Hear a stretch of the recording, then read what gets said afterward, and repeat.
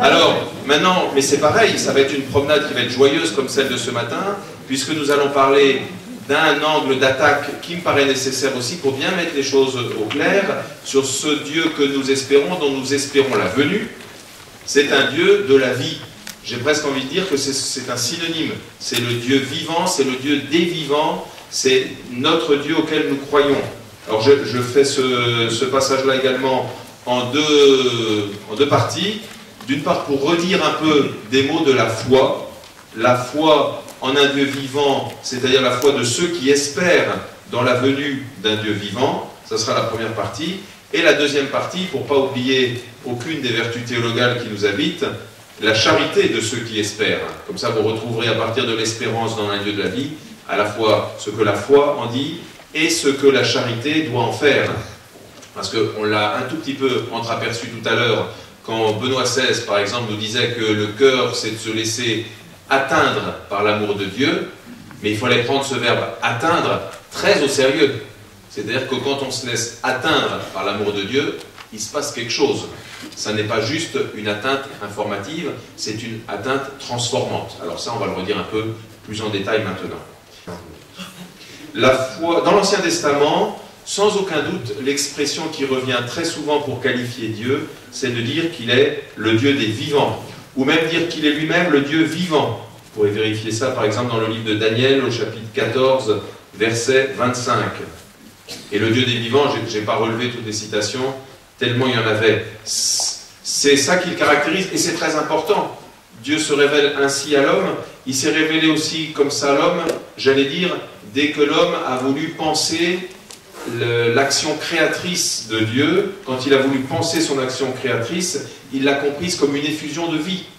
Si vous regardez le premier chapitre de la Genèse, c'est ça finalement. Alors on peut débattre et interpréter plein de choses dans ce passage, c'est pas mon but. Mon but c'est juste de voir l'effusion, l'organisation, la manifestation d'une vie que Dieu donne, ou que Dieu organise, ou que Dieu renouvelle. Tout ça, c'est au service de cette vie. Et que la mort ne fait pas partie du plan providentiel de Dieu. Ça, il faut le redire avec force.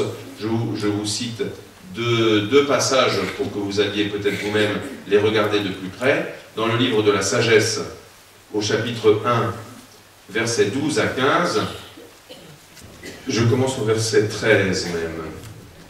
Non, 12 comme c'est écrit. Ne recherchez pas la mort par les égarements de votre vie, et n'attirez pas sur vous la ruine par les œuvres de vos mains, car Dieu n'a pas fait la mort, il ne prend pas plaisir à la perte des vivants, il a tout créé pour l'être, les générations dans le monde sont salutaires, en elles il n'est aucun poison destructeur, et l'Hadès, les enfers, le Sheol si vous voulez, ne règne pas sur la terre, car la justice est immortelle.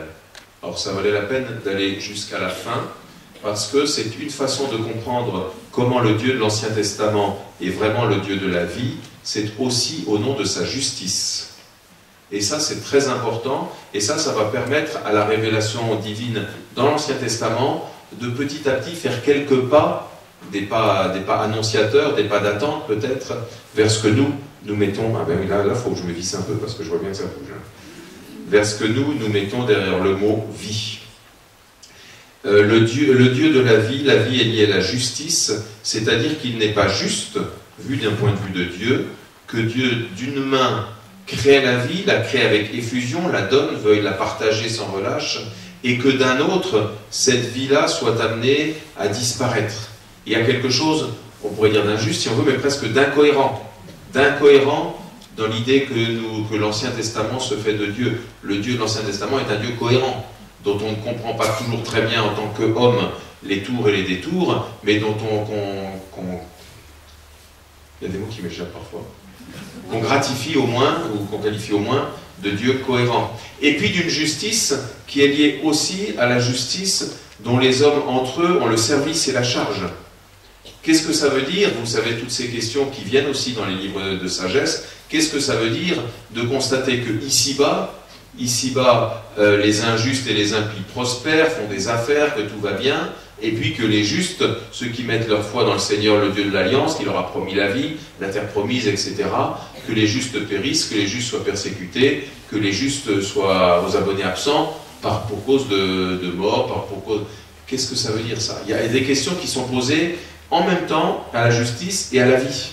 Et donc, d'avoir un Dieu qui est vivant, c'est un Dieu qui doit se mettre, au nom de ce qu'il est lui-même, au service de la justice, donc de la vie. Pour autant, mon deuxième point, l'Ancien Testament, c'est important à souligner, reste très discret sur l'au-delà de la mort. Il y a une réalité qu'il faut entendre, parce que c'est celle-là finalement qui traverse continuellement tout l'Ancien Testament, qui est la réalité du Sheol. Le Sheol, ça sera le séjour des morts, j'allais dire faute d'informations supplémentaires. Le Sheol, c'est ce lieu dont on peut dire plusieurs choses. D'abord, on peut dire, c'est très important, que l'homme y descend comme un tout.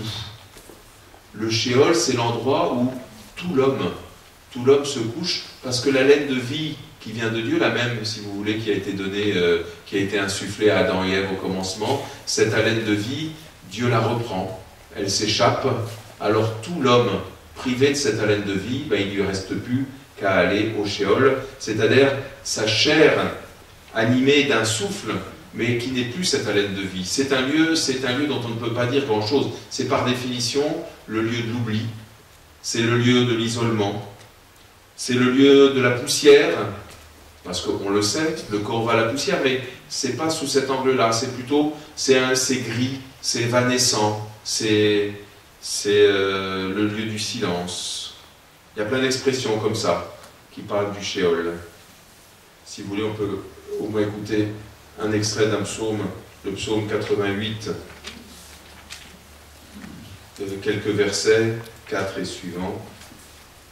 Mais vous les connaissez, hein, c'est des psaumes qu'on chante souvent, mais ils disent les choses. Alors voilà, c'est quelqu'un qui est au bord de la détresse. Mon âme est rassasiée de maux, ma vie est au bord du Sheol, il s'en faut pas beaucoup. Il est déjà compté pratiquement comme descendu dans la fosse, comme un homme fini. Je suis pareil aux tués, ceux qui gisent dans la tombe, eux dont tu n'as plus souvenir et qui sont retranchés de ta main. Donc c'est vraiment le lieu de l'isolement de toute relation, y compris même de la relation avec Dieu. Et pourtant, il en parle encore comme de quelqu'un, tu n'as plus souvenir, mais ça veut dire qu'il y a quelque chose pour porter ce non-souvenir. Tu m'as mis au tréfonds de la fosse, dans les ténèbres, dans les abîmes. Voilà. Parle-t-on de ton amour dans la tombe, de ta vérité au lieu de perdition? Connaît-on dans la ténèbre tes merveilles et ta justice au pays de l'oubli? Plein de mots différents qui disent la même chose, qui disent ce que l'Ancien Testament se croit autorisé à dire de la part de Dieu. Autorisé à dire ça, ce Sheol où l'homme descend tout entier, mystérieusement. Autorisé aussi à dire que c'est un lieu où on ne communique pas, et que contrairement au culte des morts des religions environnantes, normalement l'Ancien Testament est très ferme sur cette question. Vous vous rappelez le passage de Saül avec une nécromancienne de Endor, vous pourrez lire ça au premier livre de Samuel, chapitre 28, versets 3 à 25. C'est intéressant parce que ça dit à la fois que forcément la nécromancie, la communication avec les morts, se pratiquait, parce que sinon le texte n'aurait pas lieu d'être, et l'interdiction n'aurait pas lieu d'être non plus. Vous savez, quand vous voulez savoir ce qui se fait à une époque donnée, regardez les interdictions qui sont diffusées à une époque donnée, et vous saurez grâce aux interdictions ce qui se fait. Et ça va aussi dans l'Église, hein. Quand on lit les canons des églises des premiers siècles ou autres, on voit qu'il est interdit de faire ça, il est interdit de faire ça, ou que cette chose-là est... Ben vous pouvez être sûr au moins d'une chose, c'est que ça se faisait. Ça, c'est très intéressant. Historiquement, ça atteste bien des choses. Alors là, c'est un peu pareil. Ça ne se fait pas. Ça ne se fait pas de communiquer avec les morts. Le culte des morts ne nous appartient pas. Ils sont dans l'oubli de Dieu. Ils sont là où Dieu les a déposés. Et il n'y a pas à communiquer avec eux. Entre parenthèses, ça reste vrai sous un certain angle aussi, parce que nous avons un autre mode de communication. Finalement, le Sheol, ça serait ce lieu où à la fois on est, du verbe être, et puis on n'est pas. Être et ne pas être à la fois, ça serait une définition du Sheol. Pour autant, mon troisième petit i, il y a des petits pas, je crois qu'on ne peut pas dire beaucoup plus, vers une résurrection, vers le devenir de ces oubliés du Sheol, notamment à cause de cette foi en la justice de Dieu. La justice de Dieu peut-elle aller jusqu'à supporter ça? Alors quelqu'un qui prend cette question à bras-le-corps dans tout son livre, c'est bien entendu le livre de Job.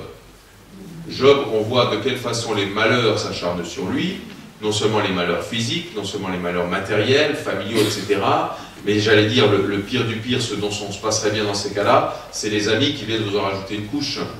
Et les amis qui viennent expliquer, ou essayer de justifier l'injustifiable pour Job, ou essayer au contraire de lui dire que de toute façon c'est bien fait ce qui lui arrive, parce qu'il l'avait mérité. Mais dans un cas comme dans l'autre, on passe à côté.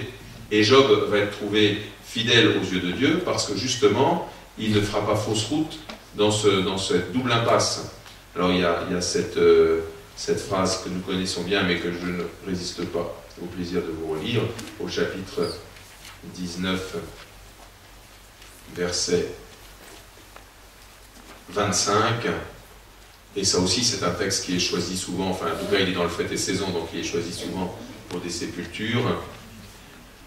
Je voudrais qu'on écrive mes paroles, qu'elles soient gravées en une inscription avec un ciseau de fer et du plomb sculpté dans le roc pour toujours. Je sais, moi, que mon défenseur est vivant, que lui, le dernier, se lèvera sur la poussière.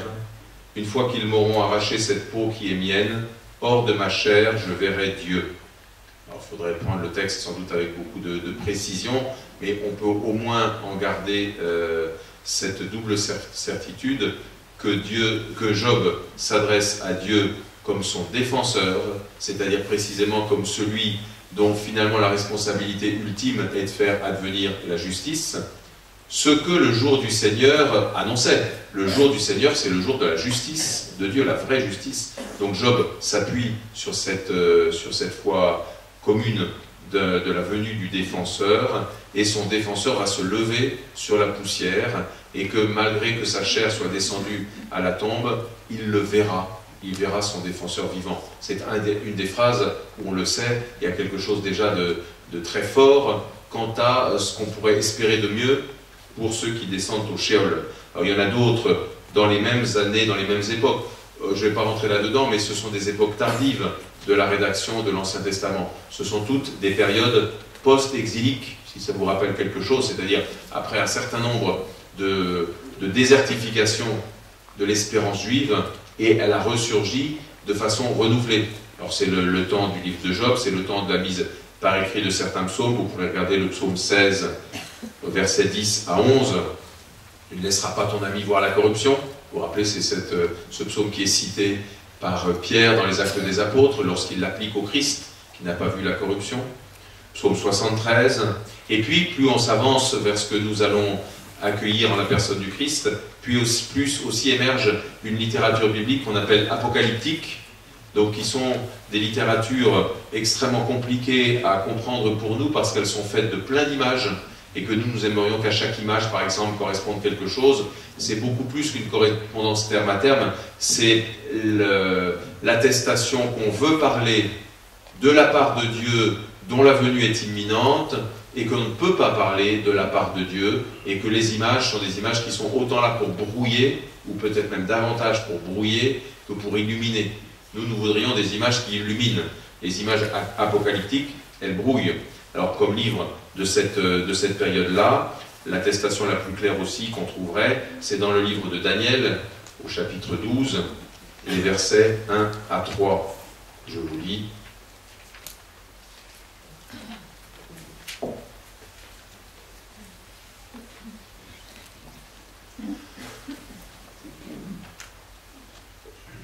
Un grand nombre de ceux qui dorment au pays de la poussière s'éveilleront, les uns pour la vie éternelle, les autres pour l'opprobre, pour l'horreur éternelle.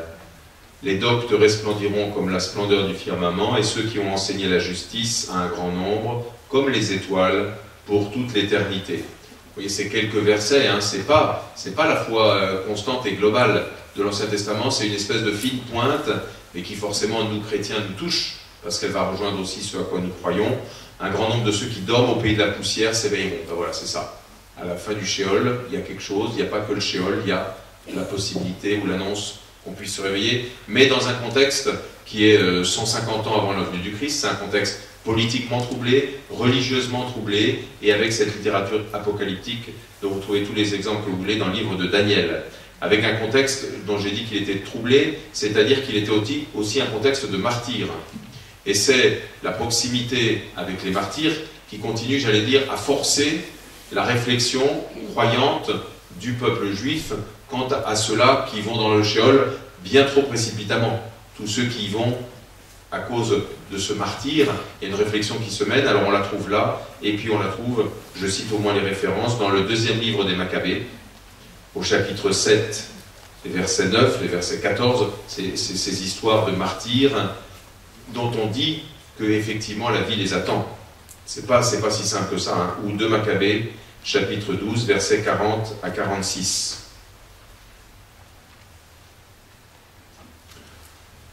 Une dernière référence que je vous partage, c'est le livre de la sagesse encore. Mais là, le livre de la sagesse est un livre très tardif, très proche du Nouveau Testament. Au chapitre 3, les versets 1 à 9. Là aussi, c'est pas par hasard, une lecture qui est proposée pour la célébration des sépultures. Les âmes des justes sont dans la main de Dieu, et nul tourment ne les atteindra. Aux yeux des insensés, ils ont paru bien morts, leur départ a été tenu pour un malheur, et leur voyage loin de nous pour un anéantissement, mais eux sont en paix. S'ils ont, aux yeux des hommes, subi des châtiments, leur espérance était pleine d'immortalité. Pour une légère correction, ils recevront de grands bienfaits. Dieu en effet les a mis à l'épreuve et il les a trouvés dignes de lui. Comme l'or au creuset, il les a éprouvés, comme un parfait holocauste, il les a agréés. Au temps de leur visite, ils resplendiront, et comme des étincelles à travers le chaume, ils courront. Ils jugeront les nations et domineront sur les peuples, et le Seigneur régnera sur eux à jamais. Vous voyez aussi porter, donc quelques décennies avant le Christ, quelque chose d'une vie qui va se réveiller, une vie qui va ressurgir. On peut appeler ça des petits pas vers une résurrection. Mais je résume du coup quelques-unes des poussées de l'Ancien Testament en citant un passage du livre de Bernard Sesboué, La résurrection et la vie. Tout à l'heure, je vous ai parlé de l'encyclique de Benoît XVI, Sauvé dans l'espérance, c'est pas très épais. Et puis là, c'est un petit livre chez DDB, Les Clés Brouwer, de Bernard Sesboué, La résurrection et la vie, qui a plein de choses magnifiques. Il y a une ou deux choses sur lesquelles, forcément, ça serait pas drôle si on était d'accord partout avec tout le monde. Il y a peut-être une chose d'ailleurs, sur lesquelles, bon, mais c'est magnifique. Donc voilà, si vous voulez approfondir, n'hésitez pas non plus. Alors je vous lis ce passage qui résume un peu la poussée de la pensée de l'Ancien Testament vers la résurrection, ou en tout cas au seuil de. Cette pédagogie de la révélation conduit à l'idée de résurrection et d'immortalité de l'homme sous la pression d'une triple poussée. La première est celle de l'amour. La vie spirituelle du peuple juif développe le désir de vivre avec Dieu de manière intime, sans interruption et sans fin. L'homme a été créé à l'image et à la ressemblance de Dieu, et son désir le plus profond est de vivre toujours en communion avec lui. La deuxième poussée est celle de la justice. Le premier Sheol nivelait définitivement tous les humains, quelles qu'étaient leurs actions. Il faisait scandale au regard de la justice de Dieu et contredisait l'espérance des martyrs. Enfin, la troisième poussée est celle de la vie. Le Créateur peut recréer. Le Dieu de la vie est plus fort que la mort. Et vous voyez que dans ces trois éléments que Sesboué souligne, les deux derniers, je les ai peut-être plus illustrés, mais c'est sans doute le premier qui est le plus important, c'est-à-dire cette notion finalement d'un Dieu de l'alliance, que Dieu veut faire alliance, alors avec chacun de nous, c'est vrai, mais avec chacun de nous au sein d'un peuple, et que c'est le principe de l'élection. L'élection, c'est pour signer une alliance, et l'alliance, c'est pour entrer en communion avec Dieu, parce que Dieu vient entrer en communion avec nous. Voilà pour des choses que je voulais quand même dire au moins sur l'Ancien Testament, mais le bouleversement théologique, c'est celui que j'ai déjà évoqué tout à l'heure lorsqu'on a parlé du jour du Seigneur, mais ça vaut autant pour la foi en un Dieu de vie, c'est la résurrection du Christ.